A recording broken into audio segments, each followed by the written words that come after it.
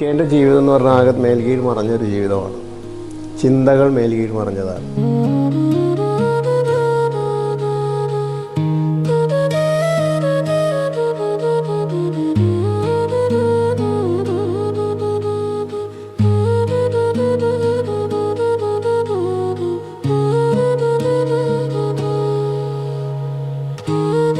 ആദ്യമധ്യാന്തമുള്ള ജീവിതം, അങ്ങനെയൊക്കെ നമുക്കൊരു ഓർഡറിൽ പോകുന്നൊരു ജീവിതം വി കെന് പറ്റില്ല. അങ്ങനെ ആ പുസ്തകത്തിനും പറ്റില്ല.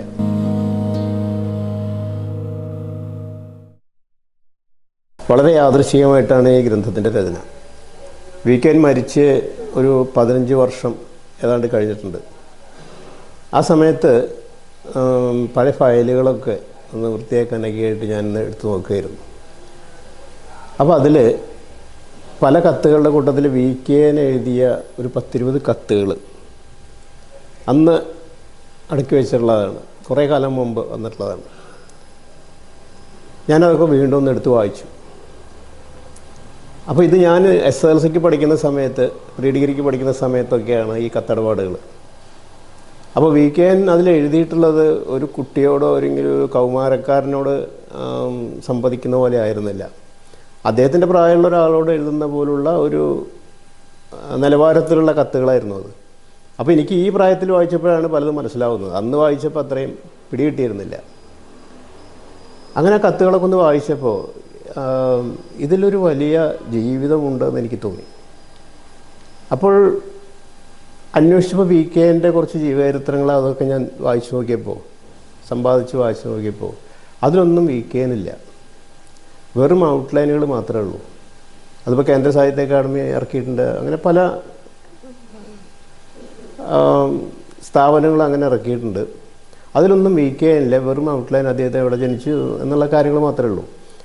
ഒരു വി കെ എന്ന് പറഞ്ഞാൽ എന്താണ് എന്നുള്ളതിനെ കുറിച്ചൊന്നും അതിൽ പറഞ്ഞിട്ടില്ല. അപ്പോൾ ഞാനിത്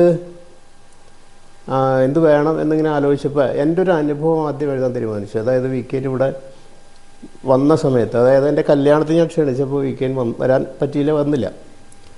അതിന് ശേഷം ഒരിക്കലും ഇങ്ങനെ ഒരു എറണാകുളത്തിൻ്റെ ഓഫീസിൽ വന്നിട്ട് ഞങ്ങൾ രണ്ടാളും കൂടിയിട്ട് തൃശ്ശൂർക്ക് ട്രെയിനിൽ വന്ന് അവിടുന്ന് ഇങ്ങോട്ട് വരുന്നത്. അത് ആ പുസ്തകത്തിൻ്റെ ചാപ്റ്ററായിട്ട് തന്നെ ഉണ്ട് ആ വരവ്. അപ്പോൾ ആ ഒരു കാര്യം അത് അന്ന് ആ ഒരു യാത്ര മാത്രം എഴുതാനാണ് ഞാൻ തീരുമാനിച്ചതെന്ന്. അങ്ങനെ അത് എഴുതി വന്നപ്പോൾ ഒരു 10-20 പേജായി ആ യാത്ര. അതൊരു ലേഖനവും കടന്ന് ഒരു അനുഭവക്കുറിപ്പും കടന്ന് ഒരു അധ്യായം, 2 അധ്യായങ്ങളായിട്ട് മാറി. അപ്പോൾ ഞാൻ വിചാരിച്ചു ഇത് മാത്രമായിട്ട് എങ്ങനെ എഴുതും എന്ന് വിചാരിച്ച് ഞാനതവിടെ വെച്ചു. പിന്നീട് ഞാൻ വി കെനായിട്ട് ബന്ധപ്പെട്ട ആളുകളായിട്ട് അങ്ങനെ സംസാരിച്ചു. അപ്പോൾ ഞാൻ പലരോടും ഇങ്ങനെ പറഞ്ഞു, വി കെൻ്റെ അടുത്ത ആളുകളാണ്. അപ്പോൾ അവരോട് ഞാനിങ്ങനെ പറഞ്ഞു, വി കെന് ഇതുവരെ ഒരു ജീവചരിത്രം ഇല്ല, വി കെന് അങ്ങനെ വിസ്മരിക്കപ്പെടേണ്ട ഒരാളാണോ, എഴുതപ്പെടേണ്ട ഒരാളല്ലേ എന്നൊക്കെ അങ്ങനെ സംസാരിച്ചു. അപ്പോൾ അവർ പറഞ്ഞു, അത് പലതും എഴുതാൻ നമുക്ക് ബുദ്ധിമുട്ടുണ്ട്, സംസാരിക്കാനും ബുദ്ധിമുട്ടുണ്ട്. ഒരാൾ പറഞ്ഞത് ഞാൻ എൻ്റെ മരണത്തോടു കൂടി ആ ഓർമ്മകളൊക്കെ അവസാനിക്കട്ടെ എന്നാണ് പറഞ്ഞത് അദ്ദേഹത്തിൻ്റെ. അതായത് അത്രയധികം ഓർമ്മകൾ അദ്ദേഹത്തിനുണ്ട് എന്നുള്ളതാണ്. മറ്റൊരാൾ പറഞ്ഞത് അദ്ദേഹം ഡൽഹിയിലാണ്, UNL ജോലി ചെയ്തിരുന്ന വി കെൻ്റെ കൂടെ ഉണ്ടായിരുന്ന ഒരാളാണ്. അദ്ദേഹത്തിന് 80-85 വയസ്സ് അന്നുണ്ട്. അപ്പോൾ അദ്ദേഹം പറഞ്ഞു, ഞാൻ ഈ കാവശ്ശേരി എന്ന് പറഞ്ഞ സ്ഥലത്താണ് അദ്ദേഹത്തിൻ്റെ വീട്, പഴയന്നൂർ അപ്പുറം. അപ്പോൾ അദ്ദേഹം പറഞ്ഞു, ഞങ്ങളൊന്നിച്ച് വർക്ക് ചെയ്തിട്ടുണ്ട്, എനിക്ക് വി കെൻ ഞങ്ങളൊന്നിച്ച് താമസിച്ചിട്ടുണ്ട്, വി കെനെ കുറിച്ച് നന്നായിട്ട് അറിയാവുന്ന ഒരാളാണ് ഞാൻ ഡൽഹിയിൽ നിന്ന് അടുത്ത മാസം നാട്ടിലേക്ക് വരുന്നുണ്ട്, അപ്പോൾ നമുക്ക് കാണാമെന്ന് പറഞ്ഞു. അപ്പോൾ എനിക്ക് വലിയ സന്തോഷമായി. കാരണം വി കെൻ്റെ കൂടെ ജോലി ചെയ്ത ആളുകളൊന്നും വേറെ ഇല്ല, ഇപ്പോൾ ജീവിച്ചിരിപ്പില്ലല്ലോ. അങ്ങനെ ഞാൻ അദ്ദേഹത്തിൻ്റെ വരവ് കാത്തിരുന്നു. അദ്ദേഹം ഡൽഹിയിൽ നിന്ന് വരുന്നു, കൊച്ചിയിലെത്തി, ഇവിടുന്ന് തിരിച്ച് പോകുന്നു. അപ്പോൾ ഞാനിങ്ങനെ കോൾ ചെയ്തുകൊണ്ടിരിക്കുകയാണ് ഇടയ്ക്കിടയ്ക്ക്. അപ്പോൾ നാളെത്തും മറ്റന്നാളെത്തും അങ്ങനെ ഓരോന്ന് പറയും. അദ്ദേഹം അങ്ങനെ അവസാനം എത്തി, കാവശ്ശേരിയിലെത്തി. അപ്പോൾ ഞാനിവിടുന്ന് വിളിച്ചു, ഞാൻ ഇറങ്ങട്ടെ എന്ന് ചോദിച്ചിട്ട്. അപ്പോൾ ഞാൻ വണ്ടിയൊക്കെ ഏർപ്പാട് ചെയ്ത് അങ്ങനെ ഇറങ്ങാനായിട്ട് നിൽക്കുകയാണ്. അപ്പോൾ അദ്ദേഹം ഒരു അപരിചിതത്വം നടിച്ചു. എന്താണെന്ന് പറഞ്ഞത് ചോദിച്ചു. അപ്പോൾ ഞാൻ പറഞ്ഞു, അതിന് വി കെൻ്റെ ഡൽഹി ജീവിതത്തെക്കുറിച്ചും നിങ്ങളൊന്നിച്ചുള്ള ആ ഒരു കാലത്തെക്കുറിച്ചൊക്കെ എനിക്കൊന്ന് അറിയാനാണെന്ന് പറഞ്ഞു.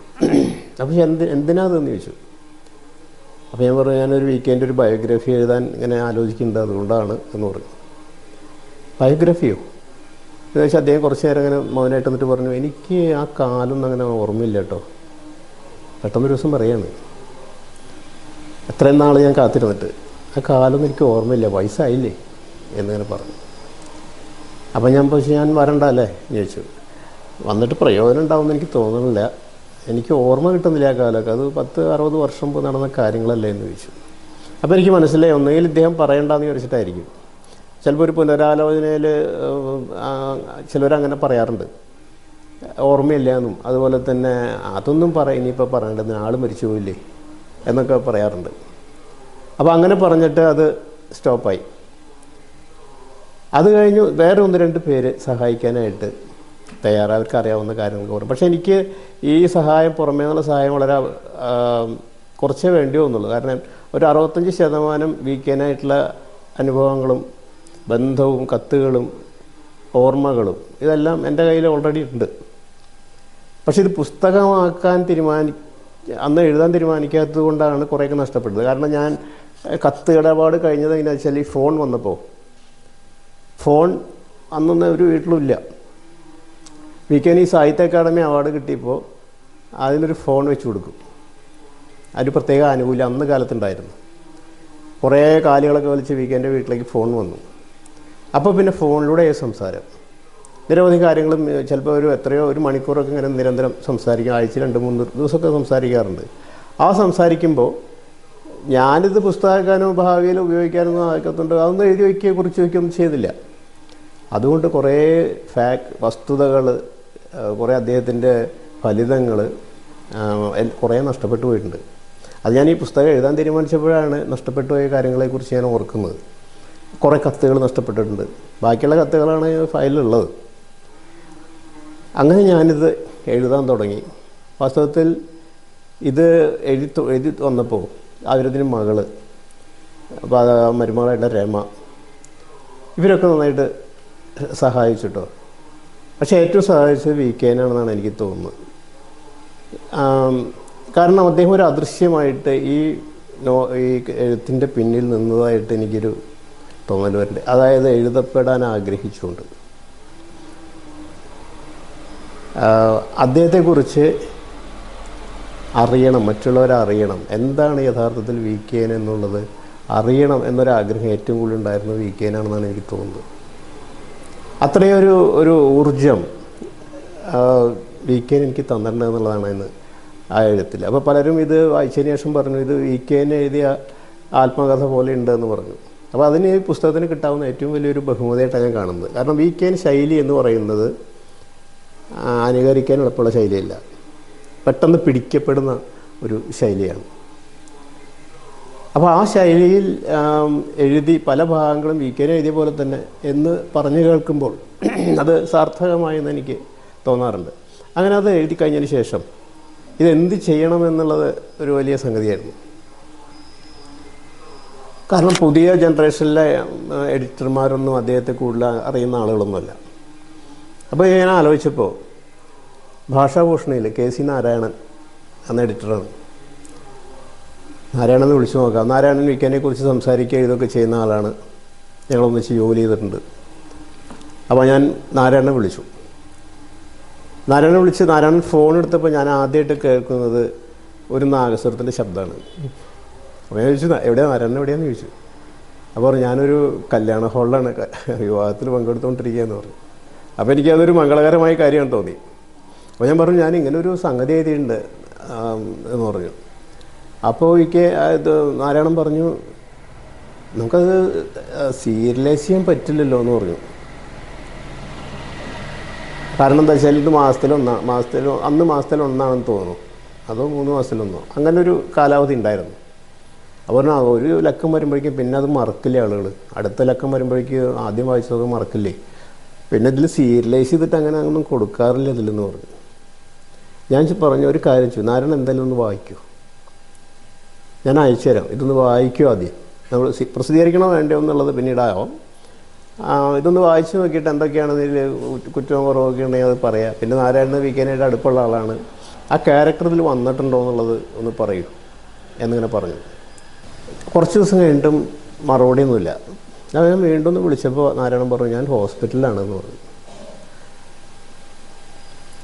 അപ്പം ഞാൻ വിചാരിച്ചു ഇത് ഈ പുസ്തകം വായിക്കാനെടുത്തപ്പോഴേക്കും അദ്ദേഹം ആസ്പത്രിയിലായോ എന്നിങ്ങനെ വിചാരിച്ചു. പക്ഷേ ആ ആസ്പത്രിയിൽ കിടന്നിട്ട് അദ്ദേഹം മുഴുവൻ വായിച്ചു. അതിനുശേഷം അപ്പം ഞാൻ പിന്നെ വിളിച്ചൊന്നുമില്ല. ഞാൻ കുറച്ച് കഴിഞ്ഞാൽ അദ്ദേഹം തിരിച്ച് ഡിസ്ചാർജൊക്കെ ചെയ്ത് വിശ്രമമൊക്കെ കഴിഞ്ഞിട്ട് വീണ്ടും ജോലിയിൽ എത്തി. അപ്പോൾ എന്നിട്ട് എന്നെ വിളിച്ചു. എന്നിട്ട് ചോദിച്ചു ഇത് നോവലാണോ എന്ന് ചോദിച്ചു. അപ്പോൾ എനിക്ക് ഒരു മറുപടി പറയാൻ പറ്റാത്തൊരവസ്ഥയായി. നോവലാണോ അത്? ഞാൻ എഴുതിയത് ഇത്രയും എഴുതിയുണ്ടാക്കിയത് നോവലായിട്ടാണോ നാരായണ തോന്നിയത് എന്ന് വിചാരിച്ചു. ഞാൻ പറഞ്ഞു നോവലല്ല, അത് ജീവചരിത്രം തന്നെയാണ്, പക്ഷെ നോവലാണെന്ന് തോന്നിട്ടോ അത് എന്ന് പറഞ്ഞു. എന്നിട്ട് നാരായണൻ ചോദിച്ചു അത് ഞാൻ തിരിച്ചയക്കട്ടെ എന്ന് ചോദിച്ചു. അപ്പോൾ ഞാൻ പറഞ്ഞു അത് തിരിച്ചയക്കാനല്ല ഞാൻ അയച്ചത്, അത് പബ്ലിഷ് ചെയ്യാൻ പറ്റുമോ എന്നുള്ള അറിയാനാണെന്ന് പറഞ്ഞു. ഞാനൊരു കാര്യം ചെയ്യാം, ഞങ്ങളുടെ എഡിറ്റോറിയൽ ബോർഡായിട്ടൊന്ന് ആലോചിക്കട്ടെ എന്ന് പറഞ്ഞു. അങ്ങനെ ആലോചിച്ചു. 2 ദിവസം കഴിയുമ്പോൾ അറിയിച്ചു, അവരെല്ലാവർക്കും ഇഷ്ടമായി ഇത് വായിച്ചിട്ട് എന്ന് പറഞ്ഞു. നമുക്ക് പബ്ലിഷ് ചെയ്യാം എന്ന് പറഞ്ഞു. അപ്പോൾ അതിന് പേരിട്ടിട്ടില്ല. പേര് ഞാൻ കുറേ പേരുകൾ ഇട്ടിരുന്നു, പക്ഷെ അതൊന്നും നാരായണൻ പറഞ്ഞു ഇതുപോലത്തെ പേരൊന്നും പോരാ. ഒരു പുസ്തകത്തിന് ഒരു സീരിയലൈസ് എന്നാണെങ്കിൽ പുസ്തകമാണെങ്കിലും പേര് വളരെ പ്രധാനമാണ്. നിങ്ങളുടെ മറ്റ് പുസ്തകങ്ങൾക്കൊക്കെ ഇട്ടിട്ടുള്ള അറിയാലോ. അതുകൊണ്ടൊരു പേര് നമുക്ക് അനൗൺസ് ചെയ്യണമെങ്കിൽ ഒരു പേര് വേണം. ആ പേരൊന്ന് കണ്ടുപിടിക്കുന്നു. അങ്ങനെ ഞാൻ പല വഴികളിലും ഇങ്ങനെ നോക്കിയിട്ടും പല രസങ്ങളുടെ ചക്രവർത്തി അങ്ങനെ കുറേ പേരുള്ള ഒരു 10-75 പേര് ഞാൻ സെലക്ട് ചെയ്തിട്ടുണ്ട്. അപ്പോൾ നാരായണനോട് ഞാൻ പറഞ്ഞു അങ്ങനെ കുറച്ച് പേരുകളുണ്ടെന്ന് പറഞ്ഞു. ഞാൻ ഒരു 5 പേരും കൂടെ അയക്കുമെന്ന് പറഞ്ഞു. അപ്പോൾ ഞാനൊരു 5 പേര് അയച്ചു കൊടുത്തു. അപ്പോൾ എന്നിട്ട് നാരായണൻ പറഞ്ഞു ഇത് പോരാ കേട്ടോ, അത് ഈ പ്രസിദ്ധീകരണം നീണ്ടുകൊണ്ടിരിക്കുകയാണ്, പ്രസിദ്ധീകരണം നീണ്ടുപോവാണ്, ഈ പേര് കിട്ടാത്തതുകൊണ്ട് പരസ്യം കൊടുക്കാൻ പറ്റുന്നില്ല എന്ന് പറഞ്ഞിട്ട്. അപ്പോൾ പിന്നീട് ഞാനിങ്ങനെ ആലോചിച്ചിട്ട് പറഞ്ഞു ഇങ്ങനെ വീക്കെൻ ഏറ്റവും കൂടുതൽ ഉപയോഗിക്കുന്നൊരു വാക്കുണ്ട്. അത് അസ്ഥാനത്ത് ഉപയോഗിക്കുന്ന വാക്കാണെങ്കിലും അതിന് വേറെ അർത്ഥം വരുന്നുണ്ട്. അപ്പോൾ ആ വാക്കാണ് മുക്തകണ്ഠം എന്നുള്ളത്. നമ്മൾ സാമ്പ്രദായികമായിട്ട് നമ്മൾ ശൈലിയിൽ ഉപയോഗിക്കുക മുക്തകണ്ഠം പ്രശംസിക്കുക എന്നാണ്. മുക്തകണ്ഠം പാസ്സാക്കി, മുക്തകണ്ഠം പ്രശംസിച്ചു എന്നൊക്കെയാണ്. പക്ഷെ വീക്കെൻ അത് എഴുതുന്നത് മുക്തകണ്ഠം ഭക്ഷിച്ചു എന്നാണ്. ഭക്ഷണത്തെക്കുറിച്ച് എഴുതുമ്പോഴാണ് വീക്കെൻ ഈ മുക്തകണ്ഠം എന്ന് പ്രയോഗിക്കുന്നത്. അല്ലാതെ മുക്തകണ്ഠം പ്രശംസിച്ചൊന്നും ആ സാമ്പ്രദായികമായിട്ടൊന്നും വീക്കെൻ ഉപയോഗിക്കാറില്ല. അപ്പോൾ ഒരു സ്ഥാനം തെറ്റിയുള്ള ഒരു പ്രയോഗവും അതിൻ്റെ ഒരു ഡയമെൻഷനും എൻ്റെ മനസ്സിലുണ്ടായിരുന്നു. അപ്പോൾ മുക്തകണ്ഠം വീക്കെൻ എന്ന പേര് ഞാൻ അയച്ചു കൊടുത്തു. നാരായണൻ പറഞ്ഞു ശരി ഇത് മതി എന്ന് പറഞ്ഞു. അങ്ങനെയാണത് ആ പേര് ഫിക്സ് ചെയ്തത്. അതിനുശേഷം നാരായണനോട് ചോദിച്ചു നമുക്ക് ഫോട്ടോസ് കുറച്ച് സംഘടിപ്പിക്കാൻ പറ്റുമോ കൊടുക്കാനായിട്ടെന്ന് ചോദിച്ചു. അപ്പോൾ ഞാൻ പറഞ്ഞു ഫോട്ടോസിനേക്കാൾ നല്ലത് ലൈവായിട്ടിത് വരയ്ക്കുന്നതല്ലേ, നമ്മുടെ ചിത്രകാരനെ കൊണ്ടിത് വരയ്ക്കുന്നതല്ലേ എന്ന് ചോദിച്ചു. അപ്പോൾ നാരായണൻ പറഞ്ഞു അത് വരയ്ക്കേണ്ടത് നമ്പൂരിയായിരുന്നു, പക്ഷെ നമ്പൂരിക്കിപ്പോൾ വരയ്ക്കാൻ പറ്റുമെന്ന് എനിക്ക് അറിഞ്ഞുകൂടാ എന്നൊക്കെ പറഞ്ഞു. അപ്പോൾ നമ്പൂരി കുറച്ച് പ്രായമായിട്ടുള്ള സമയത്താണ്, കുറേ വരയ്ക്കുകയും ചെയ്തിട്ടുണ്ട് വീക്കെൻ്റെയൊക്കെ.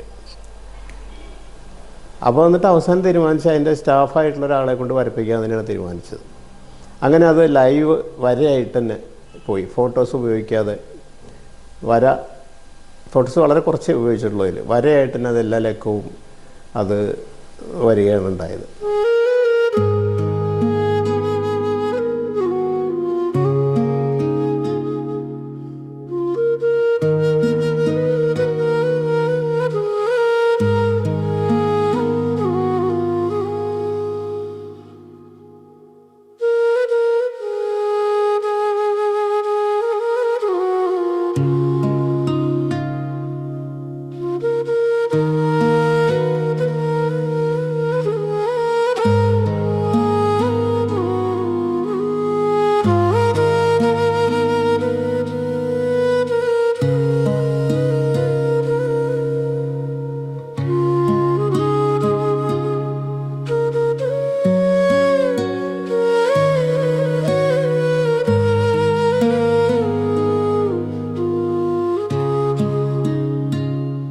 നാരായണൻ അന്ന് പറഞ്ഞല്ലോ ഇത് ഒരു നോവലാണോ എന്ന് ചോദിച്ചല്ലോ.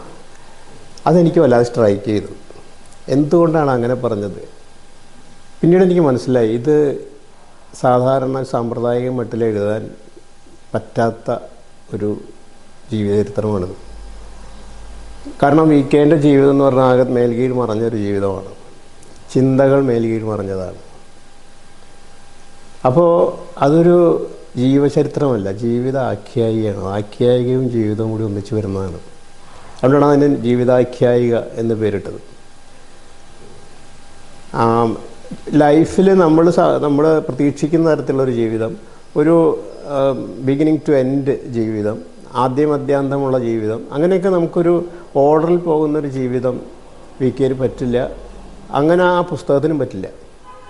അതുകൊണ്ടാണ് അത് മരണത്തിൽ നിന്ന് ആരംഭിച്ചത്. അത് ആ ആദ്യത്തെ ചാപ്റ്റർ പ്രസിദ്ധീകരിച്ചപ്പോൾ തന്നെ അതൊരു വലിയ മാറ്റമാണെന്നുള്ളത് പല നിരൂപകർക്കും വായനക്കാർക്കൊക്കെ നമ്മുടെ സുഹൃത്തുക്കൾക്ക് ബോധ്യമായി. അങ്ങനെ വന്ന കോളുകളൊക്കെ അങ്ങനെയായിരുന്നു. ആദ്യത്തെ ലക്കം പ്രസിദ്ധീകരിച്ചപ്പോൾ തന്നെ വലിയ അപ്രിസിയേഷനാണ് അതിന് കിട്ടിയത്. അപ്പോഴാണ് ഇവർ ശ്വാസം വീണതെന്ന് പറയാം. കാരണം ആദ്യമായിട്ടൊരു ജീവചരിത്രം എഴുതുന്നു, അത് എങ്ങനെ റിസീവ് ചെയ്യും എന്നുള്ളതിനെക്കുറിച്ചൊന്നും നമുക്കൊരു ധാരണയില്ലല്ലോ. നോവൽ പോലെ അല്ലല്ലോ. നോവലിൽ നമുക്ക് എന്ത് സ്വാതന്ത്ര്യമണി എടുക്കാം. പക്ഷേ ആ സ്വാതന്ത്ര്യം വെച്ചിട്ടൊരു ജീവചരിത്രം എഴുതുമ്പോൾ, ഒരു ആഖ്യായിക പോലെ ഒരു ജീവചരിത്രം എഴുതുമ്പോൾ അതെങ്ങനെ റിസീവ് ചെയ്യും എന്നുള്ളത് വലിയൊരു ചോദ്യമായിരുന്നു എൻ്റെ മനസ്സിൽ. ആദ്യം ലക്കം വന്നപ്പോഴാണ് അതിൻ്റെ സ്വീകരണം ഉണ്ട് എന്ന് മനസ്സിലായത്. അതൊരു രീതിയാണെന്ന് മനസ്സിലായത്. അപ്പോൾ ഒരുപക്ഷെ അത് വെച്ചിട്ടായിരിക്കാം അതൊരു നോവലാണോ എന്ന് ചോദിച്ചത്. ആരാണ് ചോദിച്ചത്?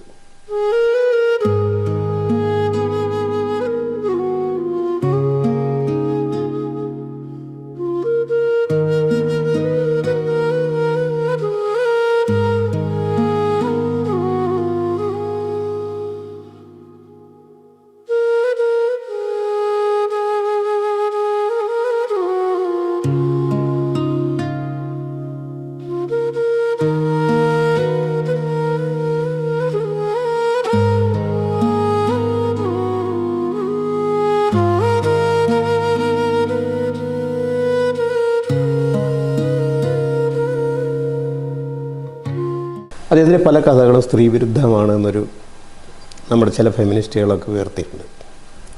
യഥാർത്ഥത്തിൽ VK-ന് സ്ത്രീകളെ പരിഹസിക്കാനോ അല്ലെങ്കിൽ സ്ത്രീവിരുദ്ധമായിട്ട് എഴുതാനോ കഴിയില്ല. കാരണം VK-ൻ്റെ ജീവിതത്തിൽ ഏറ്റവും കൂടുതൽ പിന്തുണ കൊടുത്തിട്ടുള്ള സ്ത്രീകളാണ്. അദ്ദേഹത്തിൻ്റെ മൂത്ത അമ്മായിയായിട്ടുള്ള ഒരു മുതൽ അദ്ദേഹത്തിൻ്റെ അമ്മയേക്കാൾ കൂടുതൽ അമ്മയുടെ ചേച്ചിയാണ് അദ്ദേഹത്തെ കൂടുതൽ സപ്പോർട്ട് ചെയ്തിട്ടുള്ള ഓരോ കാര്യത്തിലും. ഇവർ തമ്മിലുള്ള വഴക്കിന് വരെ ഇടനിലക്കാരായിട്ട് നിൽക്കുന്നവരാണ്. അതുപോലെ VK-നെ ശാസിക്കാൻ ഉള്ള ഒരു അധികാരം പോലും അവർക്കുണ്ടായിരുന്നു. പിന്നെ VK-ൻ്റെ പത്നി വേദവതി വലിയ സ്വാധീനമായിരുന്നു VK-ൻ്റെ. അതുപോലെ കോയമ്പത്തൂരിൽ ജോലി ചെയ്യുന്ന സമയത്ത്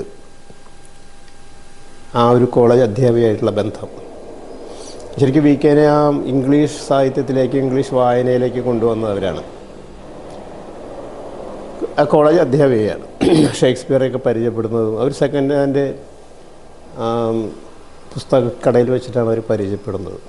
അവർ പിന്നെ ആ കാലത്തിൽ മരിക്കുകയൊക്കെ ചെയ്തു. അത് തമ്മിൽ നല്ല ബന്ധമായിരുന്നു. അപ്പോൾ ആ ഒരു അദ്ദേഹത്തിന് ഇംഗ്ലീഷിൽ എഴുതാൻ പഠിപ്പിച്ചതൊക്കെ അവരാണ്. അതുപോലെ ഡൽഹിയിൽ ചെന്നപ്പോൾ അതിൽ പറഞ്ഞിരിക്കുന്നത് കേണൽ രേണു ആയാലും അതുപോലെ ആരോഹണത്തിലെ സുനന്ദയായാലും അതിൽ പറഞ്ഞിട്ടുള്ള എല്ലാ സ്ത്രീകളും അദ്ദേഹത്തിന് വലിയ ബഹുമാനമുള്ളവരും അദ്ദേഹമായിട്ട് വളരെ ബന്ധമുള്ളവരായിരുന്നു. അപ്പോൾ എഴുത്തിൽ വരുന്ന ചില പരാമർശങ്ങൾ അദ്ദേഹത്തിൻ്റെ ജീവിതത്തിൽ അങ്ങനെയില്ല. ജീവിതത്തിൽ അവരോടൊക്കെ വളരെ ബഹുമാനവും അദ്ദേഹത്തിന് വേണ്ട പണം കൊടുക്കൽ പോലും അവരൊക്കെ ചെയ്തിരുന്നു. അങ്ങനെയുള്ള ഒരു ബാക്ക്ഗ്രൗണ്ടാണ് VK-ന് സ്ത്രീകളുമായിട്ടുള്ളത്, പുരുഷന്മാരെക്കാൾ അദ്ദേഹത്തിൻ്റെ ജീവിതത്തിൽ. അതുപോലെ ക്യാരക്ടറുകളുടെ ഇപ്പോൾ സുനന്ദ ആയാലും കേണൽ രേണു ആയാലും ഒക്കെ ഇത്രയും ശക്തമായ ക്യാരക്ടറുകളെ മലയാള സാഹിത്യത്തിൽ അക്കാലത്ത് മറ്റാരും അവതരിപ്പിച്ചിട്ടില്ല. എന്ന് മാത്രമല്ല, പുരുഷന്മാരെ എടാ എന്ന് വിളിക്കാനുള്ള സ്വാതന്ത്ര്യം പോലെ സ്ത്രീകൾക്കുണ്ടായിരുന്നു എന്നതാണ്. പയ്യനെ എടാ എന്നാണ് കേരള രേണുവും സുനന്ദയൊക്കെ വിളിച്ചിട്ടുള്ളത്. അങ്ങനെ അന്ന് വരെ ഒരു കഥാപാത്രം അവരുടെ കാമുകനെയോ അല്ലെങ്കിൽ പുരുഷനെയോ എടാ എന്ന് വിളിച്ചിട്ടില്ല. അത് ആ സ്വാതന്ത്ര്യവും ആ അധികാരവുമാണ് സ്ത്രീകൾക്ക് കൊടുത്തിട്ടുള്ളത്.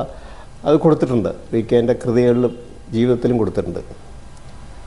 എന്ന് മാത്രമല്ല, ഈ രേണുവിനെയും സുനന്ദയൊക്കെ വരച്ചത്, ഇലസ്ട്രേറ്റ് ചെയ്ത് മാതൃഭൂമി ആഴ്ച പതിപ്പിൽ കഥയായിട്ട് വന്നപ്പോൾ പുരുഷന്മാരെക്കാൾ വലിയ ആകാരമുള്ള സ്ത്രീകളായിട്ടാണ്. അവർ ഫലത്തിൽ ഇപ്പോൾ പഞ്ചാബികളും ഒക്കെ ആണെങ്കിൽ പോലും കഥയിൽ വരുമ്പോൾ മലയാളികളായിട്ടാണ് വരുന്നത്. എങ്കിലും അവരുടെ വര നമ്പൂരി വളരെ ശ്രദ്ധിച്ചിട്ടാണ് വരച്ചിട്ടുള്ളത്. പുരുഷന്മാരെക്കാൾ വ്യക്തിത്വവും ഫിഗറും ഒക്കെയുള്ള സ്ത്രീകളെയാണ് നമ്പൂരി വരച്ചിട്ടുള്ളത്. അതുകൊണ്ട് ഈ ഫെമിനിസ്റ്റുകളെക്കാൾ കൂടുതൽ സ്ത്രീകൾക്ക് വേണ്ടി വാദിച്ചിട്ടുള്ളതും സ്ത്രീകളെ പൊതുസമൂഹത്തിൽ അവതരിപ്പിച്ചിട്ടുള്ളതും സാഹിത്യത്തിൽ ഏതാണ്ട് പുരുഷന് തുല്യമായിട്ട് കൊണ്ടുവന്നിട്ടുള്ളതും വി.കെ. തന്നെയാണ്.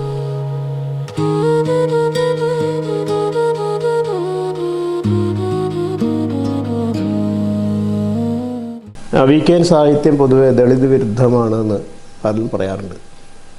ഈ ചാത്തൻസിനെ അവതരിപ്പിച്ചത് ദളിതന്മാരെ പരിഹസിക്കാനാണെന്നൊരു പറച്ചിലുണ്ട്. യഥാർത്ഥത്തിൽ ചാത്തൻസ് അതുവരെ ഈ ദളിത്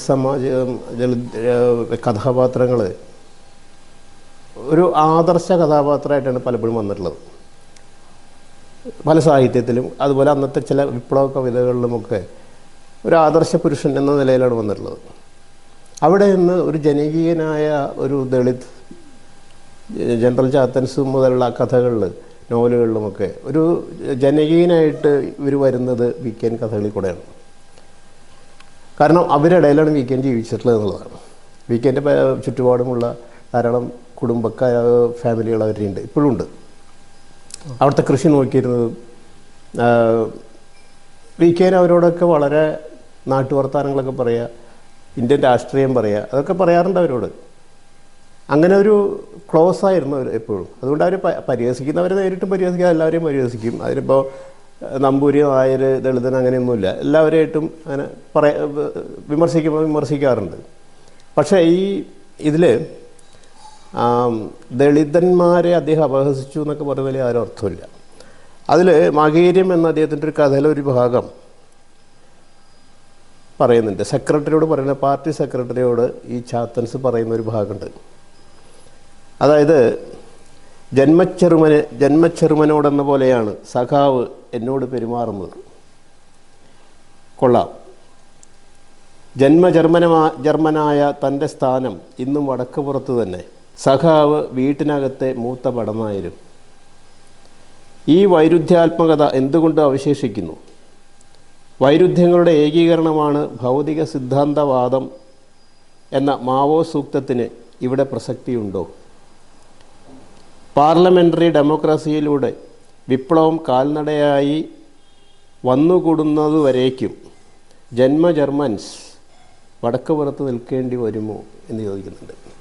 ഇതിൽ എവിടെയാണ് ദളിത് വിമർശനം എന്ന് മാത്രമല്ല, ദളിതനെ മുൻനിരയിലേക്ക് കൊണ്ടുവരല്ലേ ചെയ്യുന്നത് എന്ന് മാത്രം അല്ല, ഈ പല കഥകളിലും ഒരു ബുദ്ധിജീവിയായിട്ടാണ് ജർമ്മൻസ് വരുന്നത്, ഈ ചാത്തൻസ് വരുന്നത്. ഒരു കഥയിലും മറ്റൊരു കഥാപാത്രത്തെക്കാൾ താഴ്ന്നവനല്ല ചാത്തൻസ്. അദ്ദേഹം വിപ്ലവകാരിയായിട്ട് അദ്ദേഹം അവതരിപ്പിക്കുമ്പോൾ അദ്ദേഹം ജന്മിയെ ചോദ്യം ചെയ്യുന്നുണ്ട് നേരിട്ട് തന്നെ. അങ്ങനെ പടിപടിയായി ഉയർന്ന് അദ്ദേഹം ഇന്ത്യയുടെ ജനറലായിട്ട് മാറുന്നതാണ്. അക്കാഡമി അവാർഡ് കിട്ടാൻ വേണ്ടി എഴുത്തുകാരനാവാൻ ശ്രമിക്കുന്നതാണ് ചാത്തൻസ്. അപ്പോൾ അതൊരു പൊതുസമൂഹത്തിൻ്റെ ഒരു ആറ്റിറ്റ്യൂഡ് ജനറൽ ചാത്തൻസിലൂടെ പറയുക എന്നുള്ളതാണ്. എന്ന് മാത്രമല്ല, ഏറ്റവും താഴേക്കിടയിലുള്ള കൊയ്ത്തുകാരനും സഖാവൊക്കെ ആയിട്ടുള്ള ജർമ്മൻ, അതായത് ചാത്തൻസ് എങ്ങനെയാണ് ലോകത്തെ കാണുന്നത്, എങ്ങനെയാണ് ഒരു വിദേശി വരുമ്പോൾ പോലും ചാത്തൻസ് ഇതാക്കുന്നുണ്ട്, സംഭാഷണം നടത്തുന്നുണ്ട് അദ്ദേഹത്തിൻ്റെതായ ഇംഗ്ലീഷിൽ. ഇതൊന്നും അതിനു മുമ്പ് ഒരു ദളിത് കഥാപാത്രവും മലയാളത്തിൽ ചെയ്തിട്ടില്ല. അപ്പോൾ പ്രശാന്ത് രയരോത്ത് എന്ന് പറഞ്ഞൊരു നിരൂപകനുണ്ട്. അദ്ദേഹം വലിയ വീക്കെൻ വിമർശകനായിരുന്നു. അദ്ദേഹത്തിൻ്റെ ഒരു തീസിസ് തന്നെ വീക്കെനെ കുറിച്ച് ഉണ്ട്, വീക്കെൻ്റെ ദളിത് വിരുദ്ധതയെക്കുറിച്ചുണ്ടായിരുന്നു. അപ്പോൾ ഈ പുസ്തകം വന്നപ്പോൾ അദ്ദേഹത്തിനെ വിളിച്ചിട്ട് പറഞ്ഞു, ഞാൻ അന്ന് എഴുതിയ ആറ്റിറ്റ്യൂഡ് ഇപ്പോഴെനിക്കില്ല. ഞാൻ ഈ പുസ്തകം വായിച്ചപ്പോൾ എന്താണ് യഥാർത്ഥത്തിൽ വീക്കെൻ ഉദ്ദേശിച്ചത്, വീക്കെൻ്റെ ദളിത് കാഴ്ചപ്പാട് എന്താണ്, സ്ത്രീകളെ സംബന്ധിച്ച കാഴ്ചപ്പാട് എന്താണെന്നുള്ളത് എനിക്ക് ഈ പുസ്തകം വായിച്ചപ്പോൾ മനസ്സിലായി. അതുകൊണ്ട് ഞാനതിനൊരു തിരുത്തൽ ചെയ്യാൻ സന്നദ്ധനാണ്, ഞാനതിനു വേണ്ടി ശ്രമിക്കുകയാണെന്നൊക്കെ പ്രശാന്ത് പറയണ്ടായി.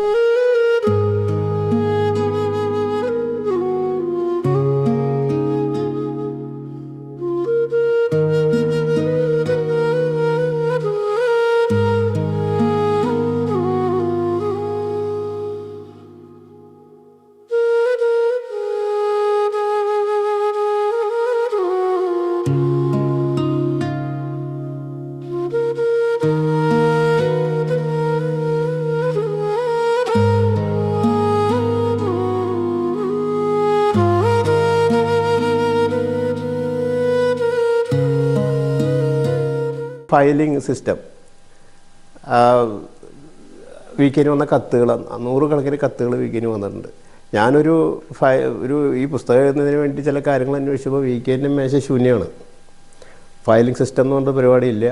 വന്ന കത്തുകൾ ഒന്നും എടുത്തു വെച്ചിട്ടില്ല. കയ്യെഴുത്ത് പ്രതികളില്ല. ഒരു പുസ്തകത്തിനും കയ്യെഴുത്ത് പ്രതി വീക്കെൻ്റെ കയ്യിലില്ല. അതുപോലെ നല്ലൊരു ലൈബ്രറി പോലും വീക്കെനുണ്ടായിരുന്നില്ല. പലതും ഓർമ്മകളിൽ നിന്നാണ്, പണ്ട് വായിച്ചിട്ടുള്ള ഓർമ്മകളിൽ നിന്നാണ് വീക്കെൻ്റെ റെഫറൻസ്. അന്നിപ്പോൾ നമുക്ക് ഗൂഗിളൊന്നും ഇല്ലല്ലോ. അപ്പോൾ അതുകൊണ്ട് റെഫർ ചെയ്യാൻ ആ ഓർമ്മകളെ മാത്രം ആശ്രയിച്ചുകൊണ്ടാണ് പലതുള്ളത്. ഡൽഹിയിലുള്ള സമയത്ത് അവിടുത്തെ ലൈബ്രറിക്ക് ഉപയോഗിച്ചിരുന്നു. എന്നല്ലാതെ എന്തെങ്കിലും ഒരു ആവശ്യം വന്നു കഴിഞ്ഞാൽ ഓർമ്മയെ ആശ്രയിക്കുന്ന മാർഗ്ഗമുള്ള പുസ്തകമില്ല. അപ്പോൾ ഇതിന് ശേഷം വൈലോപ്പിള്ളിയുടെ ജീവിതത്തിൽ എഴുതിയപ്പോഴാണ് ആ വ്യത്യാസം മനസ്സിലാവുന്നത്. വൈലോപ്പിള്ളി റേഷൻ മേടിച്ചതിൻ്റെ കാർഡ് പോലും കയ്യിലുണ്ട്, ഇപ്പോഴും എടുത്ത് വെച്ചിട്ടുണ്ട്. എല്ലാം ഫയലിങ്. അദ്ദേഹത്തിന് വന്നിട്ടുള്ള 100 കണക്കിന് കത്തുകൾ ഫയൽ ചെയ്തിട്ടുണ്ട്. പഴയ പാസ്പോർട്ട്, അദ്ദേഹം റഷ്യയിൽ പോയപ്പോഴുണ്ടായിരുന്ന പാസ്പോർട്ടുകൾ, അതുപോലെ റേഷൻ കാർഡ്, ഈ വക എല്ലാ സാധനവും അദ്ദേഹം സൂക്ഷിച്ചു വെച്ചിട്ടുണ്ട്. അപ്പോൾ ഈ 2 വ്യക്തികളും ഏകദേശം ഒരേ ക്യാരക്ടറുകളുള്ളവരാണെങ്കിലും ഈ കാര്യത്തിൽ, ഈ ഫയലിംഗ് സിസ്റ്റത്തിൽ വലിയ വ്യത്യാസമുണ്ട്. അപ്പോൾ ഒരു ഡോക്യുമെൻ്റ് വെച്ചിട്ട് വീക്കെനെ പിന്തുടരാൻ പറ്റില്ല. അതൊന്നും അദ്ദേഹം സൂക്ഷിച്ചിട്ടുണ്ടായിരുന്നില്ല. ഭാഷാഭൂഷണിൽ സീരിയലൈസ് ചെയ്യുമ്പോൾ ഒരു ബന്ധു വീക്കെൻ്റെ